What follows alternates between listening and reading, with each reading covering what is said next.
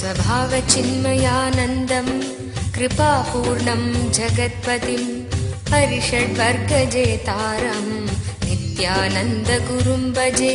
स्वभावचिन्मयानन्दं कृपापूर्णं जगत्पतिं हरिषड्वर्गजेतारं नित्यानन्दगुरुं भजे.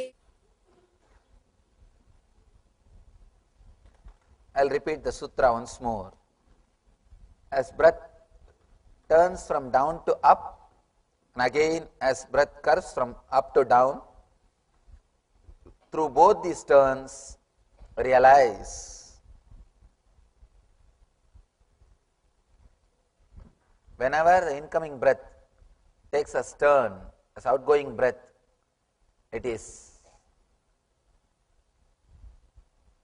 And whenever the outgoing breath takes turn, becomes the incoming breath, again you experience the neutral space.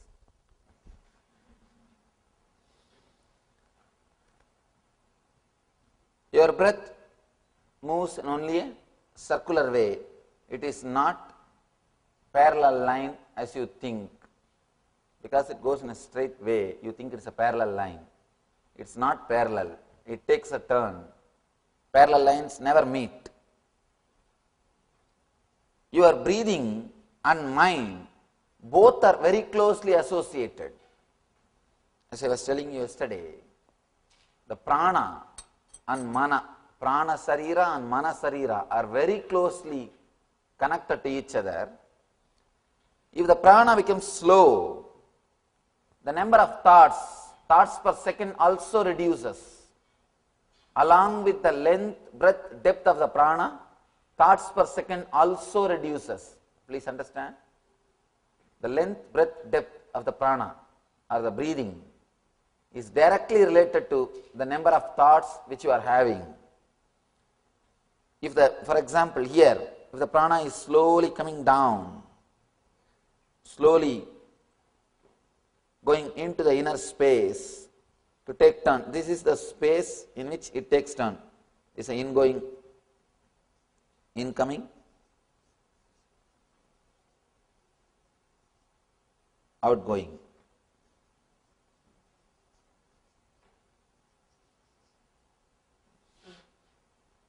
This is the prana. Along with that, mind also slowly slows down. Very slowly slows down. But the difficulty, you are afraid of losing your mind. You are afraid of losing your mind. That is why you never keep your awareness in this zone. This is like a neutral zone. If you know driving, you can understand. Whenever you shift gear from first gear to second gear or second gear to third gear or any change, you have to come to neutral zone. Only after coming to the neutral zone, you can change the gear. Even if it is from first to second or second to third or third to first, whatever it is, you have to come to the neutral zone. Same way, the incoming breath taking turn as outgoing breath, this zone is a neutral zone. This is neutral zone.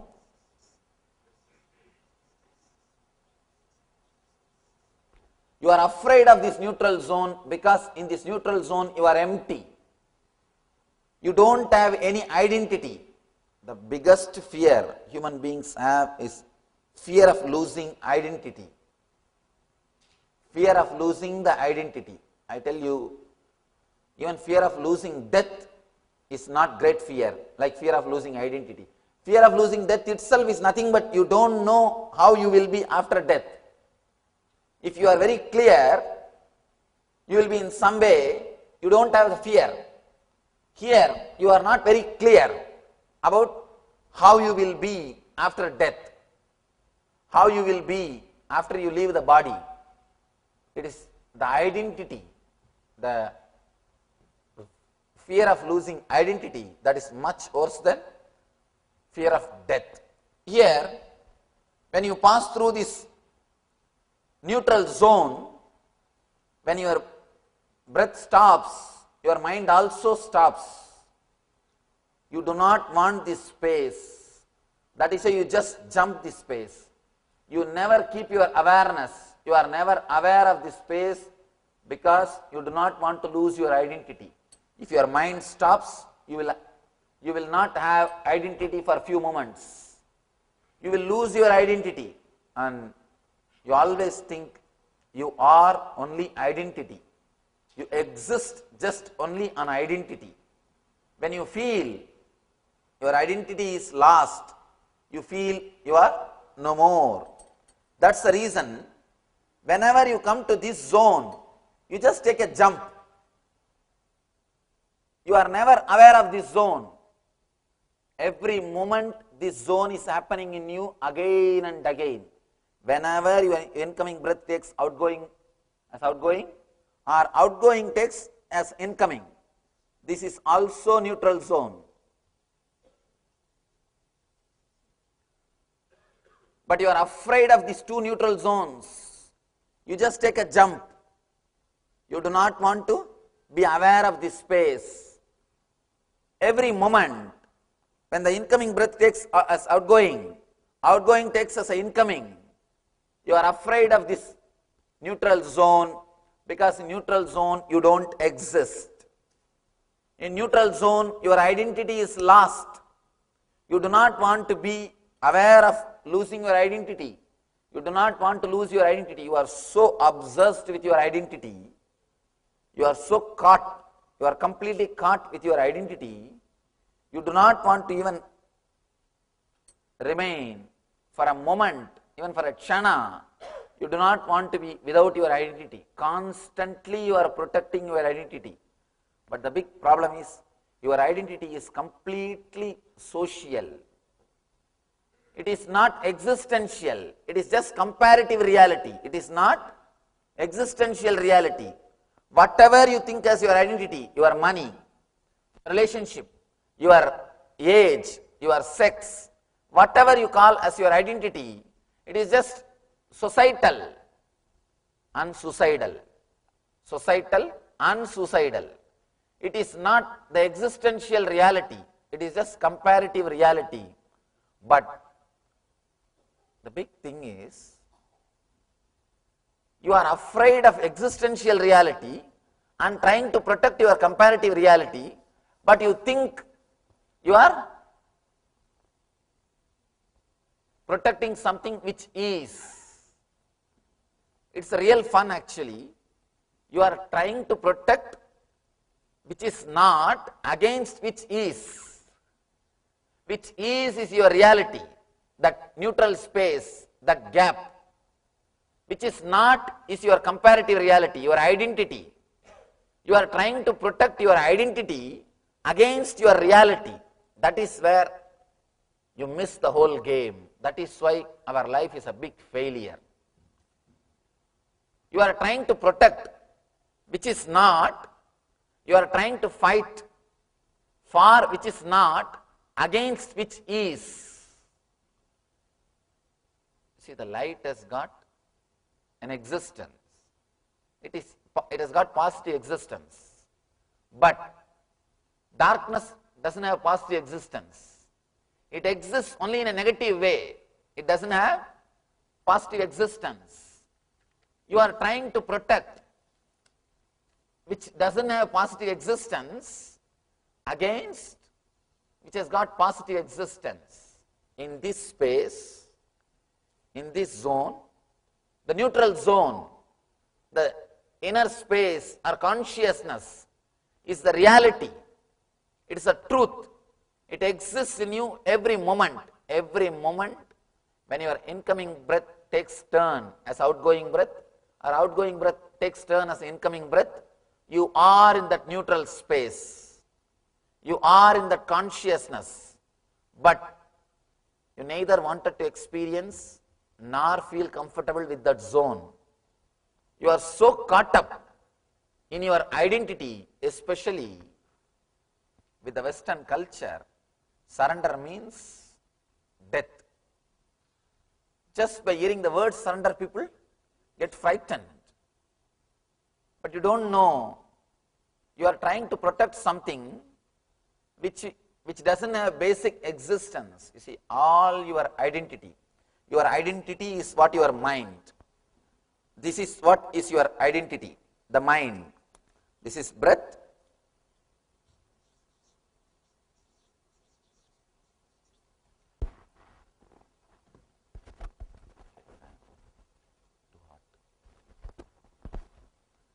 It's a breath and it's mind. Mind is nothing but your identity. Again here, outgoing breath, mind. This is the zone, neither breath is happening nor the mind is working. This is the zone where both stop. When your breathing stops, when your mind stops, you experience the zone of consciousness. This is what I call neutral zone. The difficulty is, if your mind doesn't feel comfortable, if your identity doesn't feel comfortable, then naturally you just jump this zone. You do not want this zone in your life. Constantly you are trying to avoid God. Constantly you are trying to escape from God. Constantly you are trying to escape from consciousness. Please be very clear. Jesus says, knock and it shall be open. I tell you, he is knocking, just open. Jesus says, knock and it shall be open. No, he is knocking. Every moment when your breath takes turn, he is knocking your door. All you need to do is you just open the door. You don't have to knock. He is already knocking. The main thing, you need to feel comfortable with that neutral zone. The more you feel comfortable, more you feel protected, more you feel secured with that neutral zone, you will start experiencing the neutral zone again and again. When you start experiencing the neutral zone, you will stay in consciousness. Yesterday, Shiva was giving us a technique to be a witness of only one neutral zone. Incoming breath becoming outgoing. Incoming breath taking turn as outgoing.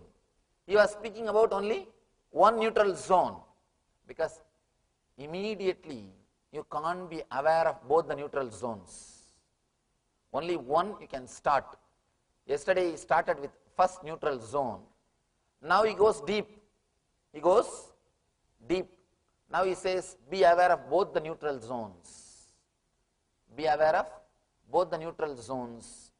Let's enter into the technique and see how he is explaining.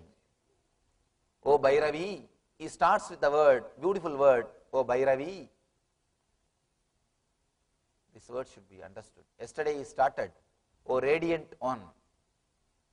Every day he gives new name. And we should understand, Shiva is not using a single word unnecessarily. Not even a single word from Shiva's mouth is unnecessary. Not even a single word can be edited. As I was telling you yesterday, when I wanted to speak on Brahma Sutra, I could edit Brahma Sutra. It was 555. I chose only 3 sloka, 3 sutra. When I wanted to speak on Yoga Sutra, it was again 555. I don't know what is to do with that number. But Yoga Sutra and Brahma Sutra both are 555. I chose only 10 or 11 sutras. When it came to Gita, it's 700. I chose only 120. But here, Shiva has given 112 slokas. I am not able to drop a single sloka. I couldn't drop a single sutra because every sutra is just overflowing with energy, overflowing with a meaning, and you can't say essence of Shiva Sutras is something less than Shiva Sutras. It's a pure essence, is already distilled the whole essence. He has completely used his intelligence. What maximum can be done, Shiva himself did. Nothing more needs to be done. A small story.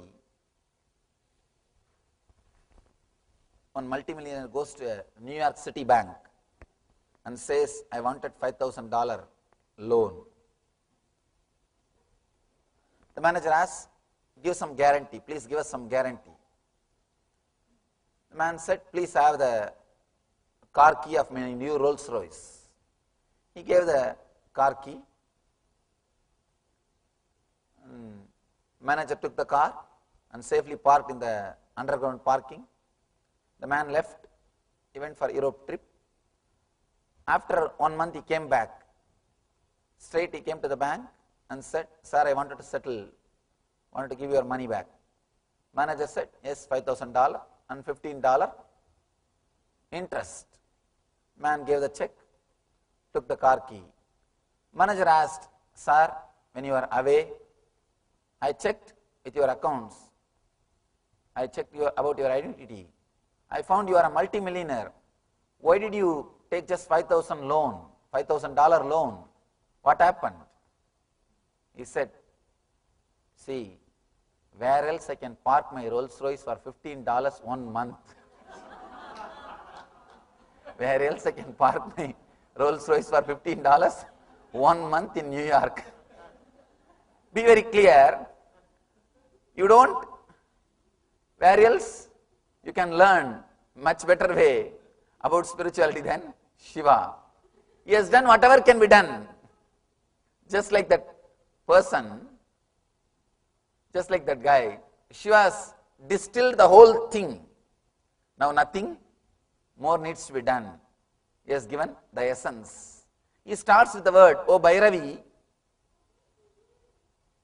The word Bhairavi is a beautiful word. He says, Bhairavi means a person who has gone beyond Bhaya. There are many meanings. You can, in Sanskrit, you can give at least 25 meanings to a single word. Because it is poetic. It is not prose. The whole language is poetic. The whole language is poetic. You can give at least 25 meanings to a single word. Bhayaha ramyate means who can flirt with fear is Bhairava. Understand? Flirt with fear. Ramya means flirting. Bhaya means fear. Be very clear. Fearlessness is not Bhairavatva. Fearlessness is suppressing fear. We also sometimes experience fearlessness. When you are really shaken, when you are supposed to cross dark area in the night, you start chanting some Rama Rama, Krishna Krishna. All gods will come only at that time in our mind. All possible names, Rama Rama, Govinda Govinda, Krishna Krishna, whatever name, everything will come, and you will really feel that you don't have fear also, because your inner chattering is engaged in something else. When you engage your inner chattering in something else, you really feel that you are out of fear, or you don't experience fear. That is what we do when we repeat these mantras. Please be very clear. When you repeat the mantras, you only divert your attention. Don't think you get the solution. You are not solving the problem. You just divert your attention.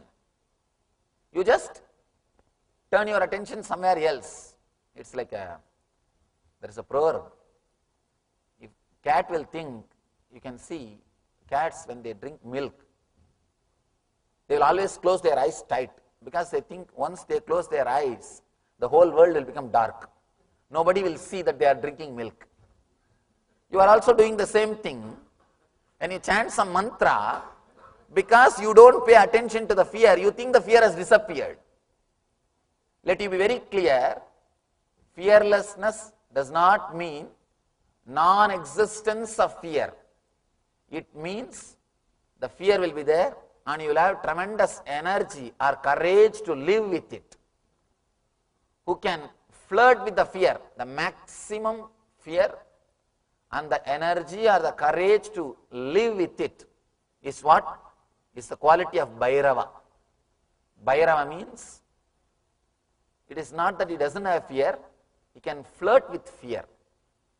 He is not affected by fear. One more thing, the very quality of life is fear.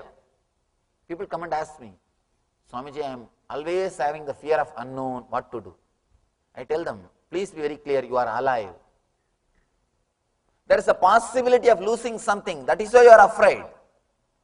If you don't have any possibility, you will never be afraid. You will never be afraid. That is why these barbarians, the barbaric societies, they are never afraid. You can see constantly these fellows going out and killing people. War, all wars. You can see people who are barbaric only win in the war. The big problem is people who are sensitive, respectful to the life, they don't feel like fighting. They don't feel like fighting because they don't feel that there is need for protecting anything. But these barbaric people, they go on killing everybody. Let it be very clear,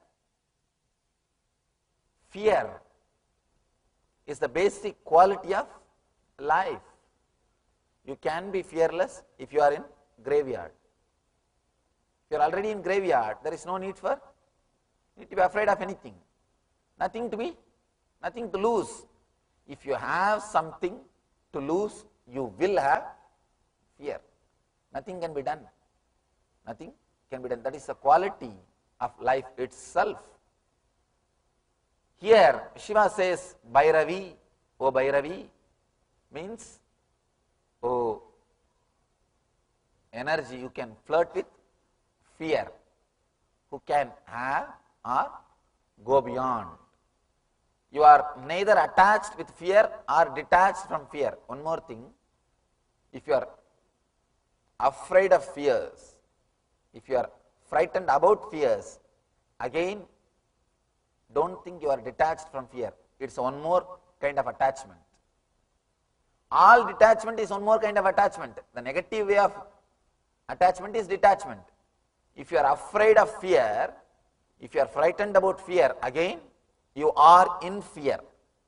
Your consciousness will be moving around the fear. One thing, sometime if you are energetic, if the hormonal pressure in your body is high, you do things without intelligence, without thinking about the result. That is what you call as courage. Let it be very clear, whatever you think as courage is not courage. You do not think about consequences. In hurry, just when you run, you don't know what you are doing and you just do it. And you do not know what you have done, or you do not know what you want to do, and you just run and finish it off. Small story. 3 friends ran to the railway station.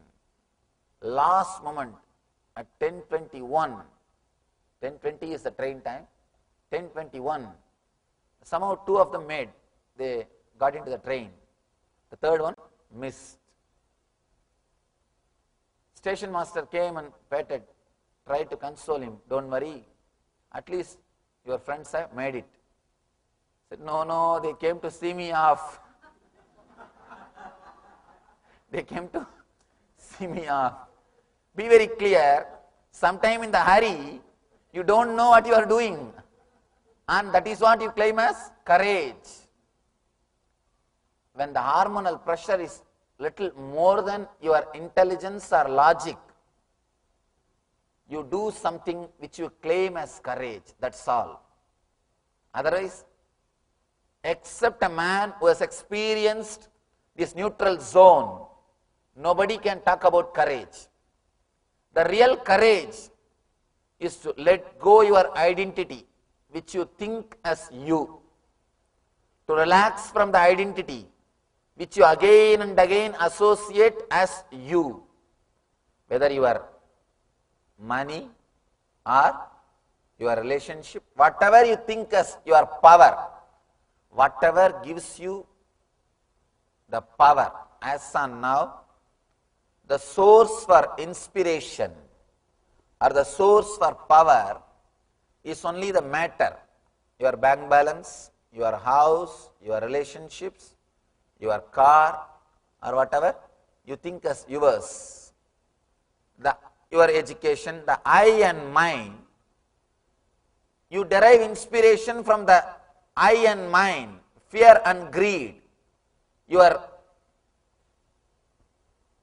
wealth and relationships. Let it be very clear, if you are deriving inspiration, if your fear and greed or your properties, your identity is the source of inspiration for you means, let it be very clear, you are not too far away from depression. Because how long greed will be alive?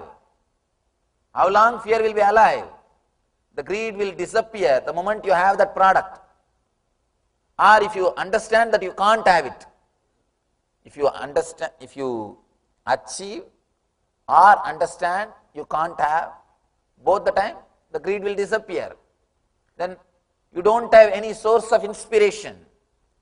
You don't have anything which makes you run. You don't have anything which brings you to life. Same way with fear. If your identity is based on society, be very clear, you are nothing more than a puppet. Big problem is, at least in puppet show, puppets are handled by one man. In your show, you are handled by thousands of people. Any single man can put you into depression. One word is enough. You are already in depression. If somebody asks, are you mad? You shout and prove you are mad. Somebody asks, are you mad? You shout and prove that, yes, I am. I always tell people, if you don't open your mouth, people may suspect you are a fool. If you open, you will confirm it. And if your identity is based on the outer world, you will not feel comfortable in that neutral zone. Person who feels comfortable in the neutral zone will be constantly rejuvenated. That is what I call eternal bliss. Constantly you will be energized. Understand? It's like every moment you are sent to a high plane. Every moment you are high. I just wanted to name this lecture. Get high on air. Get high on prana. Every moment, if you start feeling comfortable with the neutral zone, every moment you get high on prana. Prana means the life source, the life force, the energy or the consciousness which is the base for your existence. Let it be very clear, the word prana does not mean air. In Sanskrit, the prana has got deeper meaning. It is not simply air, it's like air. Air is a product delivered from the outer world. Prana is the energy which you receive from the product. Prana is the energy. It's like a lorry is coming into your house and delivering some parcel and going away. The lorry is air and the parcel is prana. What is directly useful or what is directly the energy, base of your consciousness is what only is called as prana. If you can be comfortable in that neutral zone, be very clear, again and again you will be infused with energy because that is the energy zone. That neutral zone is what I call Shiva consciousness, eternal consciousness, bliss space, Anandagandha, or whatever, Samadhi, Satori, whatever names you call, God, the neutral zone only is given different names. If you can be comfortable in that neutral zone, every moment, again and again, you will be rejuvenated, flooded with energy. In this lower neutral zone, when the incoming takes outgoing turn, you are flooded with energy. When the outgoing takes the turn of incoming, you are flooded with intelligence. Please understand. As I was telling you yesterday, incoming is life, outgoing is death. Incoming breath is life, outgoing breath is death.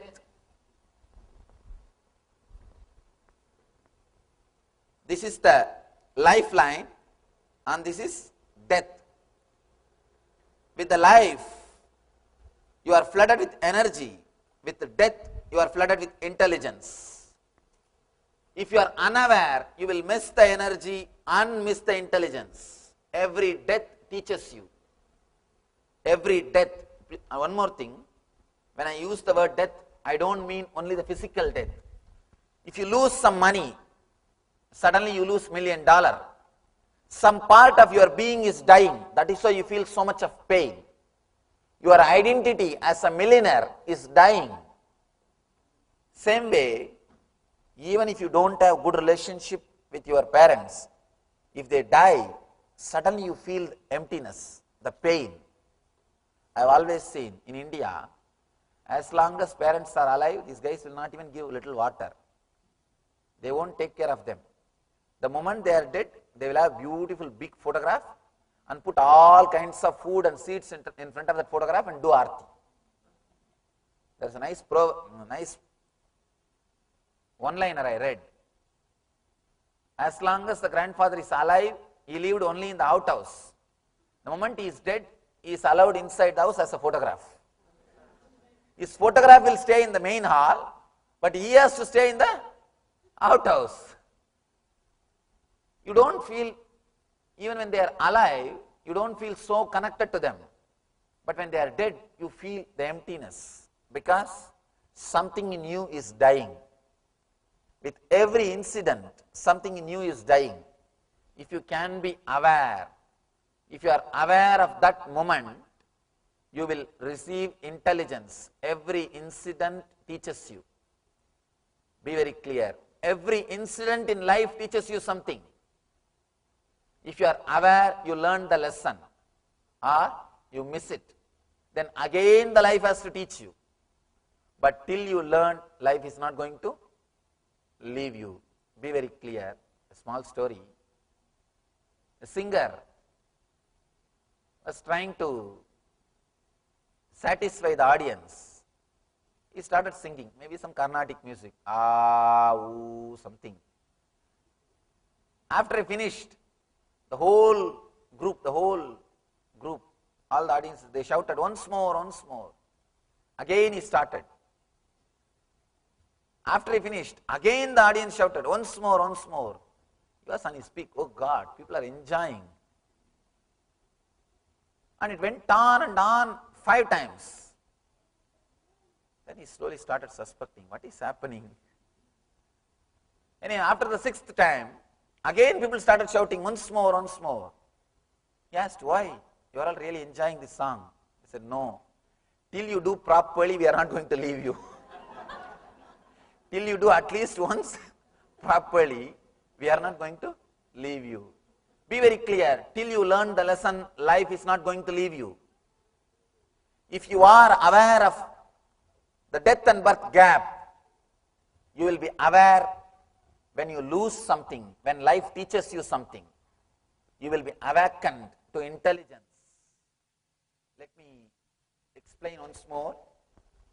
This technique does not mean you will only sit for half an hour and watch the breath incoming and outgoing, or outgoing taking turn into incoming.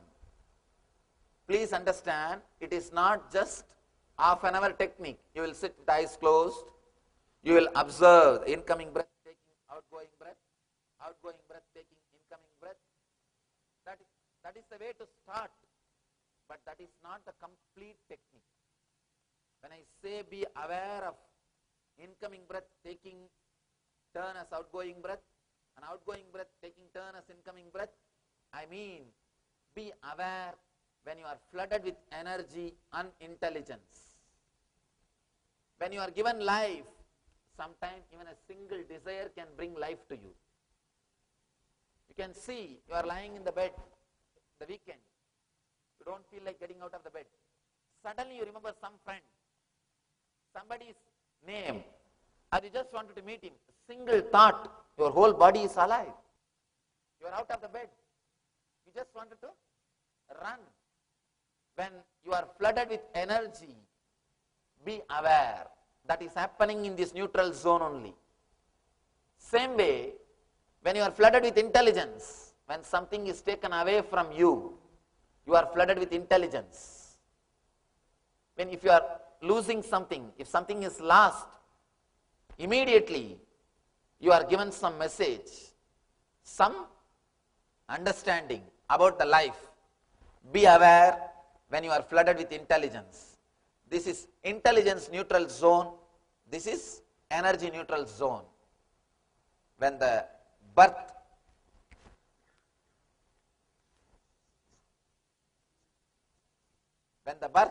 is disappearing into death, when the death disappearing into birth, be very clear, you are flooded with intelligence, with energy and intelligence. If you can bring your awareness to these two zones, whole day you will be constantly flooded with energy. Yesterday Shiva was teaching us to be aware of energy. That is why yesterday I warned all of you, please do not create any strong thought or emotional attachment after that meditation, because you will be flooded with energy. Any thought which you create will become alive, and you do not have intelligence to use your viveka to analyze whether it is right or wrong for you. Now with this meditation, you don't have to control yourself. You will awaken the intelligence also when you watch both the gaps. When you are aware of both the gaps, you will be constantly flooded with energy and intelligence. If you go a little deep, you will understand one more important thing. Every moment you have thought and energy, 0 and 1. The whole binary system is based on this only. The whole binary system of 0 and 1, the thought and energy, energy and thought and energy, the energy and thought, both are directly related. Actually, for a moment you will be flooded with Ichcha Shakti, the next moment you will be flooded with Kriya Shakti. One moment you are flooded with energy, next moment you are flooded with intelligence. Constantly, these two are playing the game. This is the game of Shiva and Shakti. This is the whole cosmos, matter and energy. Constantly in your inner space, Shiva and Shakti are dancing. The matter and energy are dancing. If you can be aware of the gap, you will experience the eternal consciousness, the Shiva consciousness. Ichcha and Kriya, both are dancing in your inner space. If you can be aware of the gap, you will achieve the Jnana Shakti. The Ichcha Shakti and Kriya Shakti, both of them are just dancing. The energy is enjoying itself. Energy is expressing itself in your inner space. If you can be little aware, if you can feel comfortable with the gap, suddenly you will see that Jnana Shakti is awakened in you. You need to understand two things from this technique. First thing, at least spend 21 minutes when you want to practice this technique. At least spend 21 minutes with yourself and be witness of both the gaps. As breath turns from down to up and again as breath curves from up to down. Through both these turns, realize you are in neutral space. Through both these turns, realize the gap. Be aware of your inner consciousness. Through both this gap, just be witness of these two gaps and experience Shiva consciousness. This is the first thing. Next thing, people ask me, Swamiji, whole day how can we do this breath watch? How can we practice this whole day? We won't be able to do whole day. If we are whole day sitting and watching the breath, who will give food? And really, especially in this country, the paying bills, actually in the immigration, I always go through this problem. In the immigration, they asked me, what for you are coming to this country? I said, to take meditation classes. And what you are doing? I said, I am running a non-profit organization. Who pays for your bills? I was shocked with that question. Who pays for my bills?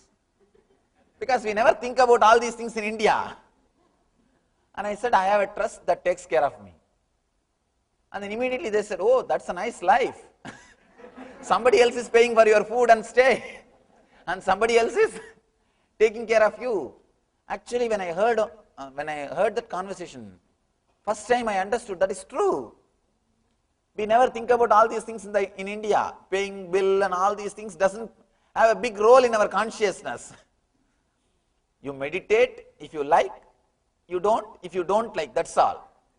But there's we don't think too much about who will pay bill, what is happening with the life. In that case, then I started recalling. In India, there are so many people who neither work nor earn, but they are all alive. And I also wanted to do little research. Who pays for their bills? And nobody pays because nobody gets any bill in India. Something comes and something says, and they eat something and they live something. And really, when they asked me about this only, first time I started thinking, yes, and it's yes, you are supposed to work to live your life. And in India, we don't understand the concept. You can be alive without even thinking of going for a job. I know at least thousands of people, if not lakhs also. Not only they don't go for a job, don't even think of going for a job. Who neither think of job, nor think of making money, but they are all alive. And one more thing, I had real shock. When I came to this country first time, they told me, Swamiji, you have to do meditation workshop only in weekends. I said, weekend? Why? They said, only then people will be free. I was surprised because in India, no question of weekend or weekday. We don't know except this. Now the cities which are getting westernized like Bangalore or Bombay, where the IT is becoming popular, except those one or two cities, we don't know the concept of weekend. We don't have the concept of weekend. In India, 3 months means at least hardly I will be free only for 3-4 days. In America, it's a big vacation for me because the whole day nothing to do. In weekdays, nothing to do, only evening lecture. Practically I am free. That's why I feel that whenever I come to America, it's a big vacation. In India, no question of this weekday or weekend. The lifestyle itself is totally different. Suddenly I realized, yes, you are supposed to work to live. And you see, it is not that I never went for a job because I lived this spiritual life, that is different. Even in the area in which I lived, the culture in which I was born and brought up, nobody goes for job and all those. I have never seen, even around, in and around my village, regularly come morning going for a job and evening, that idea itself never existed. That idea itself never existed. That's why people, our devotees who are from America, when they come to India and stay in our ashram, they don't want to come back. Because there is nothing to be done. and you are really liberated. Practically you experience the liberation and nothing much to be done. See, even if you are here, even if you are sick, you can't do anything. You have to work for yourself. You have to support yourself. You have to pay for your bills. In India, even if you are healthy, you don't have to work. Forget about the question if you are sick, even little bit of. If you feel like you are having headache, that's enough. You don't have to go to office or anywhere for 10 days. The lifestyle is totally different. Anyhow, here, let you understand, again and again and again, you are flooded with energy. You are flooded with energy. When you start experiencing this inner space, the neutral zone, the source of inspiration will not be the matter for you, it will be spirit. Please understand, as long as the source of inspiration is your identity, you are driven by your identity, you will try to strengthen your identity, which is not there. Which is not there. See, your identity as a rich man will be alive if you are among the poor people. If you go and be with the rich people, what will happen to your identity? It will be lost. Your identity as a young man will be alive if you are with old people. If you are with old people, what will happen? Your identity will disappear. Be very clear, your identity is completely relative. It is comparative. It is not reality. If you are comfortable only with inhaling and exhaling, you will be strengthening your identity. Your inspiration source will be your identity, and you will be working to strengthen your identity. Means death to death. If you shift your comfort zone, if you start feeling comfortable with the neutral zone, if you start witnessing, if you start observing these two neutral zones, and if you are relaxed in that neutral zone, you will start creating a new source of inspiration for you, which is not your identity, which is not matter. Please be very clear. As long as matter is the inspiration source for you, as long as your identity is inspiration source for you, you cannot be alive, active eternally. You cannot be alive or active eternally. You will be entering into the space of death again and again, because matter cannot be alive. Matter by its very nature is not alive. If you start feeling comfortable with the neutral zone, the spirit will become inspiration source for you. You will be driven, you will become active, alive again and again by the spirit, by the energy and intelligence. Energy and intelligence will become source for your life. Whenever you are flooded with energy, whenever you are flooded with intelligence, you will be able to receive it. You being flooded with intelligence and energy is what I call God consciousness, experiencing Shiva. Do not think experiencing Shiva means somewhere you will see a big God with that forehand and a snake and with a trident. That is not experiencing Shiva. Experiencing Shiva means you being flooded with energy and intelligence. Whenever you are flooded with energy and intelligence, be very clear, you are experiencing Shiva consciousness. You may be aware or unaware, but you are experiencing Shiva consciousness. First, as I told you, at least 21 minutes, try to practice this technique, watching both the gaps. Next, whole day, whenever you are flooded with energy, whenever you become alive, you can see when you get some thought related to greed, some desire, suddenly you will see that your whole body is alive. You are alive, you are overflowing, bubbling with energy. You just want to do that. Be aware of that moment. Just be witness of that moment. I tell you, if you can witness whenever you are flooded with energy, you can retain that same excitement, same energy without object. For example, suddenly you become alive when you remember your friend. You remember your friend, you wanted to go and see him or her. You become alive. You just jump out of your bed. You can jump out of your bed. Be aware of that moment. Be aware what is happening in you. How that excitement is happening. How the energy is spreading. How you are being flooded with energy throughout the body. What is happening with your body and mind. Be alive. Be aware. You will see you are able to be in that same excitement, same high peak energy level without the object, without even that friend, without he or she. Then you are liberated from the object. Desire without object is pure energy. Energy directed towards object is desire. Desire and prana, they two are very closely connected. That is why whenever you are caught by lust or greed, your prana flow totally changes.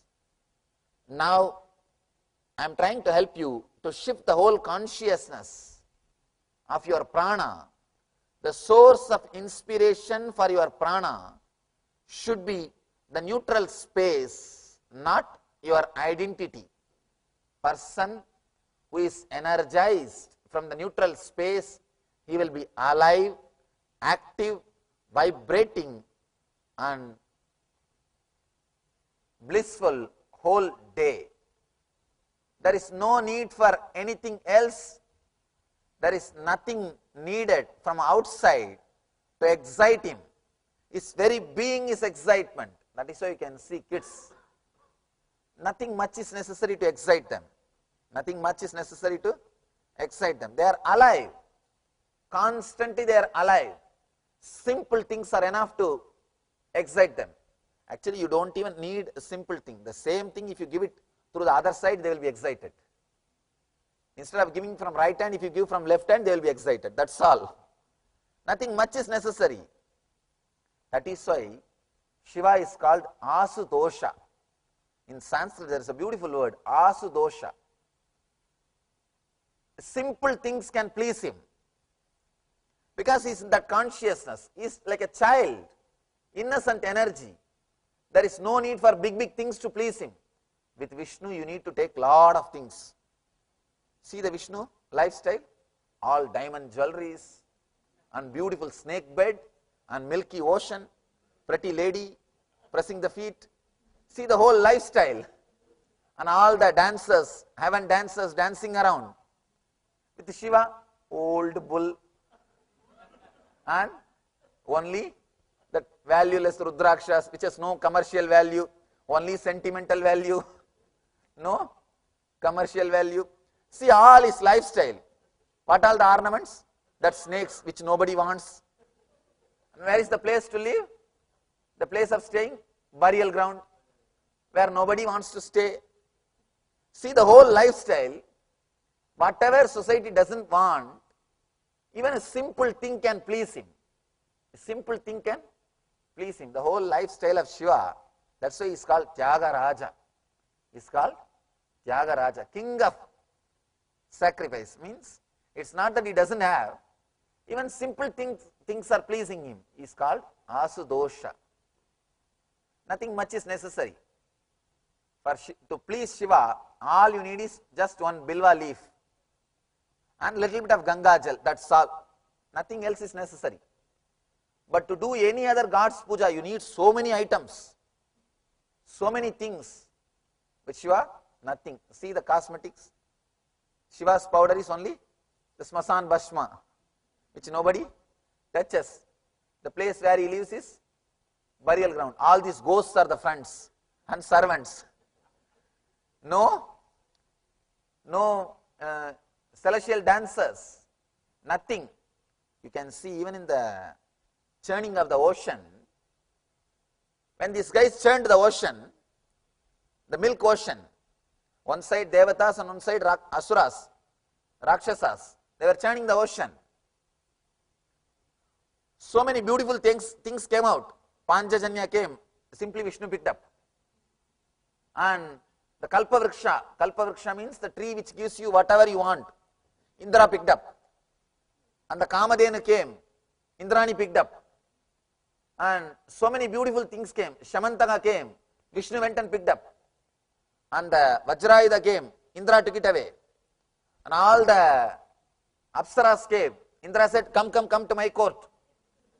All these pretty things, beautiful things, when they came, all these fellows went and took away. When the poison came, all of them escaped. Nobody was there. Not even a single guy.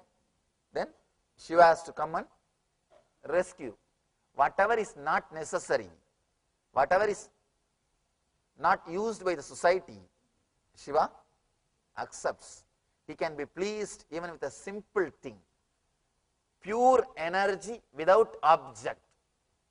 Pure energy without object.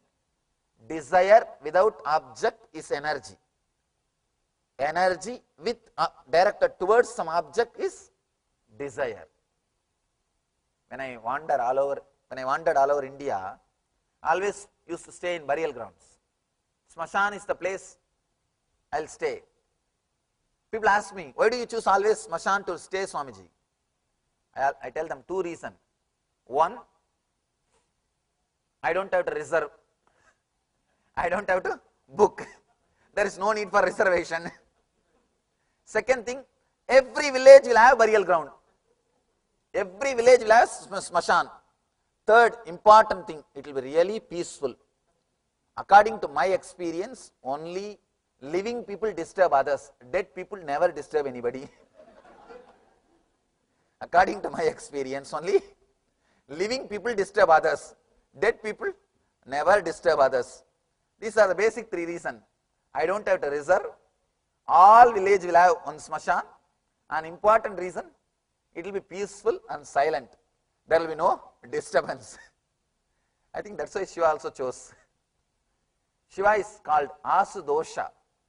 Simple thing can please him. Nothing much is necessary. See the Vishnu's lifestyle, all Garuda, flight. And all best things. See Shiva's lifestyle, old bull. Sometimes it moves and sometimes it will not move. If you go to Varanasi, you will see. They will not move. Simply nothing can be done. No traffic rule. Nothing. Simply they are the traffic police. And one more thing, you can't beat them. Another one problem. In Varanasi, you can't beat the bulls. Because they are Shiva's vehicle. It is Shiva's city. And nothing can be done. And straight away they will come and eat what you have in your hand. Nothing can be done. Varanasi is the real funny city to look, not to enter. Anyhow, Shiva is called Asudosha, easily pleased.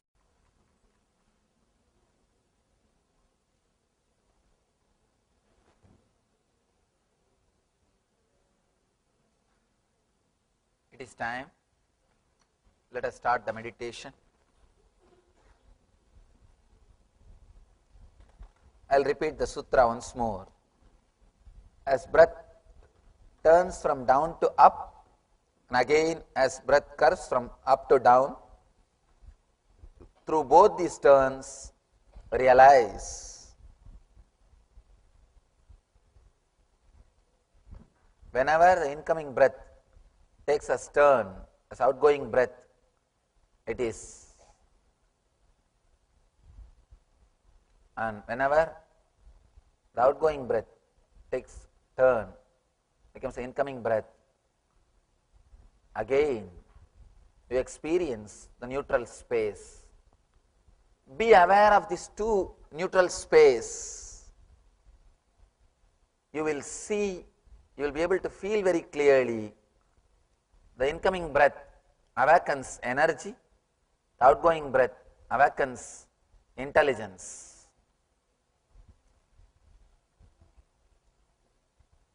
Of course, in a way, energy and intelligence are one and the same, two sides of the same coin.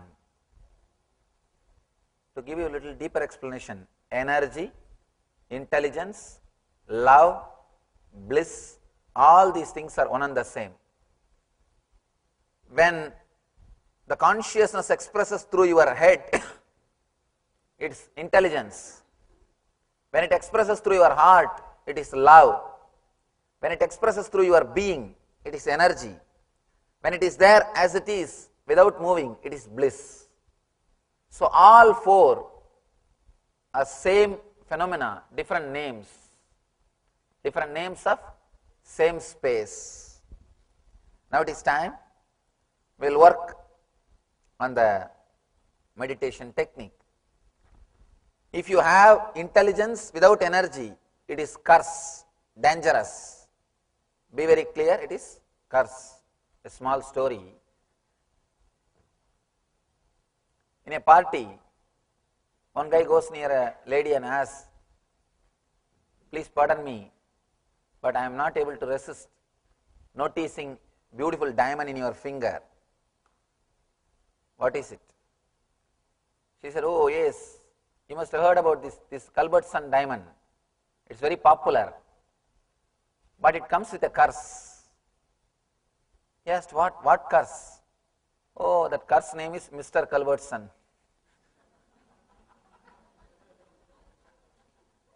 So, sometime, if you just get only intelligence or just get only energy, no intelligence, it is a curse. It's not a blessing.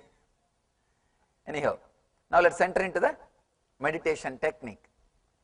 Please be aware, yesterday you were conscious or witnessing only one gap, one neutral space. Now you are going to be aware. Now you are going to be witnessing both the neutral spaces. When breath turns from down to up and curves from up to down. I will guide you step by step. First I will guide you to be aware of only incoming breath. Next you will be aware of only outgoing breath. Third you will be aware of only one turn. Then fourth you will be aware of both the turns. Let's go step by step so that you will be able to completely touch the neutral space. You will feel completely comfortable with the neutral space. Decide very clearly, for next 10 minutes, I am dropping my identity. I will feel comfortable without my identity. Be very clear, your identity is the main reason why you take jump. Whenever you come near that neutral space, you do not relax into the neutral space, you just jump and go to the next step. You do not want the neutral space to last long. You do not want to be aware of that neutral space because you are afraid of losing your identity. It's a beautiful chance. God is knocking at your door. Please relax from your identity and experience the Shiva consciousness. And one more thing, tomorrow I am going to start the discourse at 7:30 itself. Tomorrow is the beautiful technique. Shiva is taking us step by step, deeper and deeper layers. Tomorrow is taking us to a different dimension, totally altogether different dimension. Tomorrow is the third sutra. My main message for this whole trip, be unclutched. Tomorrow I will be speaking on that main theme for this whole spring tour. The main theme is be unclutched. So tomorrow is the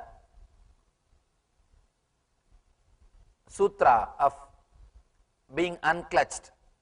So tomorrow I may start at 7:30 and it may end, it may take some 3-4 hours. It is a beautiful sutra. I can say that is the essence of Shiva Sutra. Tomorrow what I am going to speak tomorrow, what the Shiva Sutra, what Shiva expressing is the essence. Of course, as I was telling, I can't edit a single sutra. In that, if I have to say essence, this message be unclutched. Tomorrow, Shiva is delivering that message in the third sutra. So, we'll start at 7:30 itself. Yes, please get ready. Sit straight. Please tie your eyes. If you don't have any cloth, at least close your eyes tightly so that this light doesn't disturb your meditation.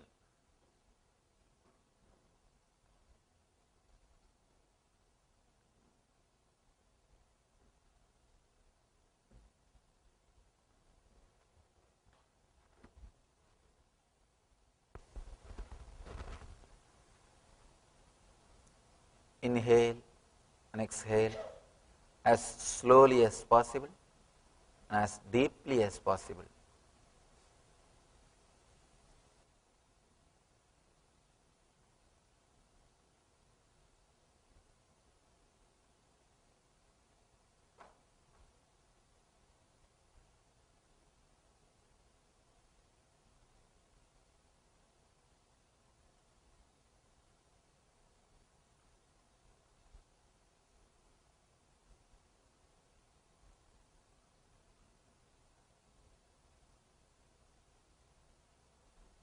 Decide consciously you are going to relax from your identity.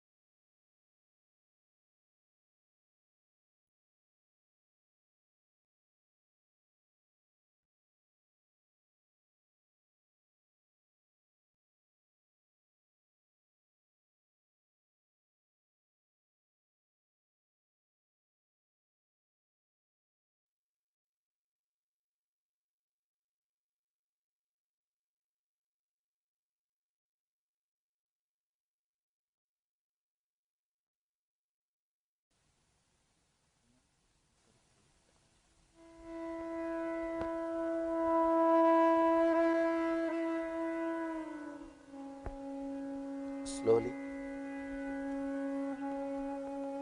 start witnessing the incoming breath. Witness only the incoming breath.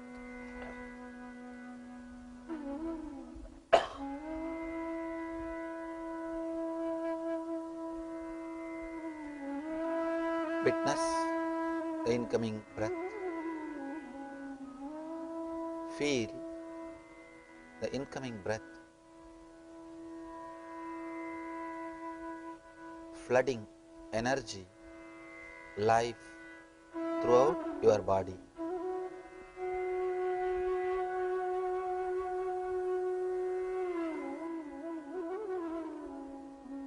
Feel clearly, deeply, incoming breath is bringing life to your body. It is bringing energy to every cell.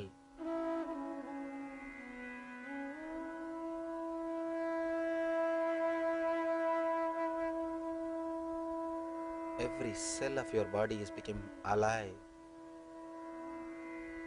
when incoming breath happens. When you are breathing in, feel every cell of your body becomes alive when you are breathing in. Witness and observe only breathing in.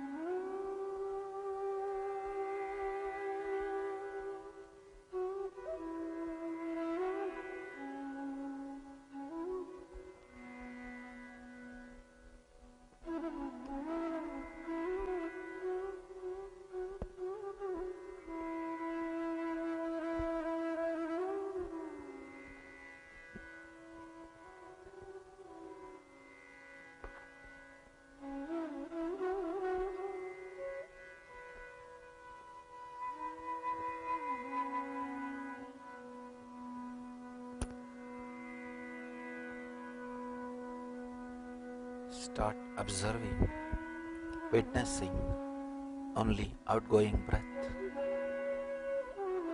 Forget about the incoming breath.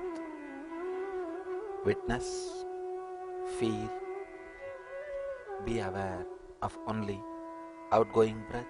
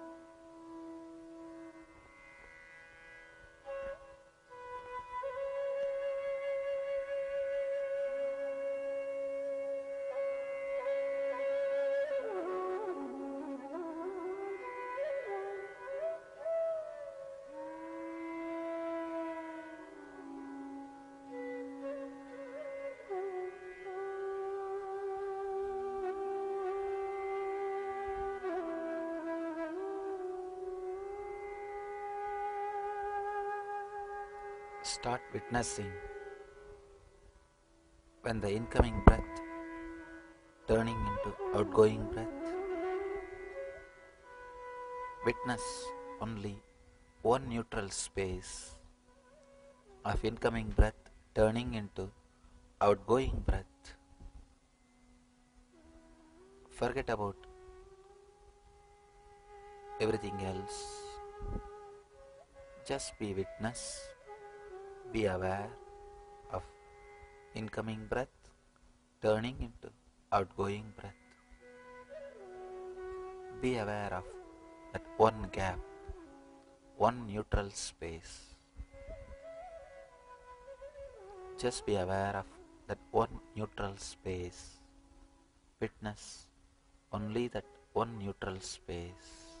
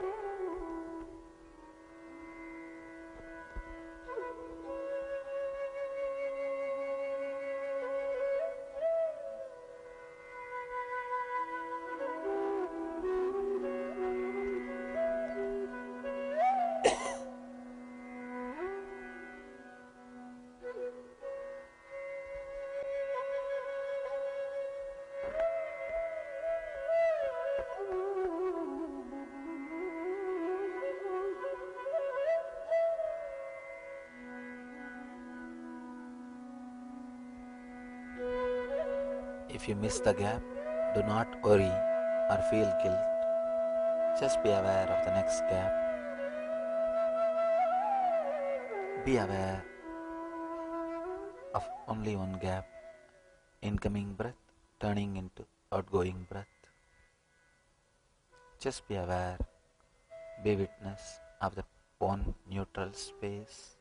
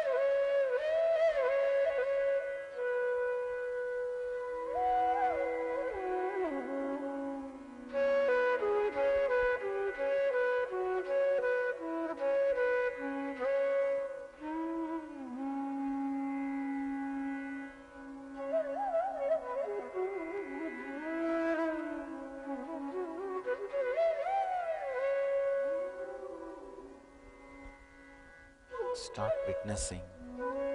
Be aware of both the gaps. Incoming breath becoming outgoing breath, outgoing breath becoming incoming breath. As breath turns from down to up, and again as breath curves from up to down, be aware. Start witnessing both the neutral space, both gaps.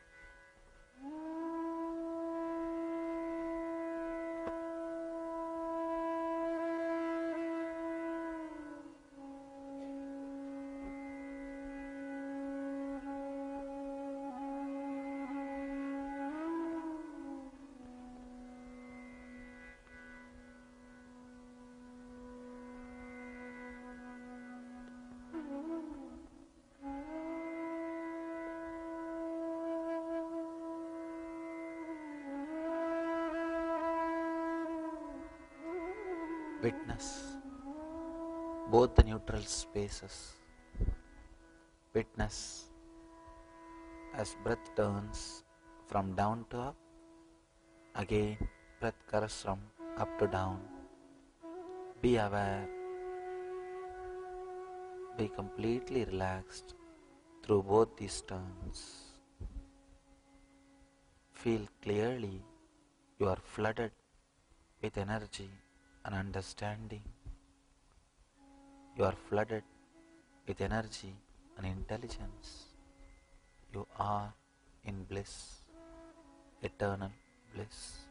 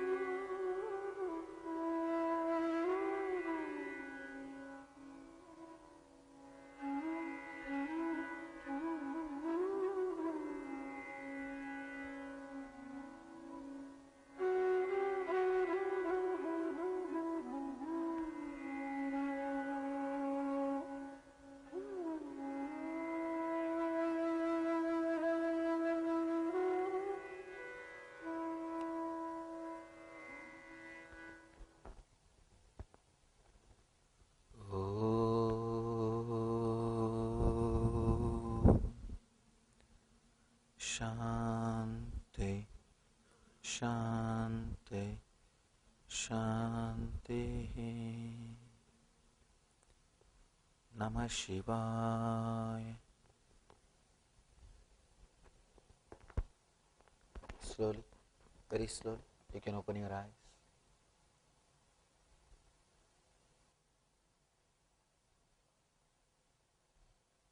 Now we will have energy darshan. The energy darshan, again I am trying to give you the glimpse of that neutral space. I am trying to put you in the neutral space through that high energy. I request you to come with a deep, prayerful mood and awareness so that you can relax into that neutral space during energy darshan and experience bliss. Let you experience this technique and be in radiate eternal bliss, Nithyananda. Thank you.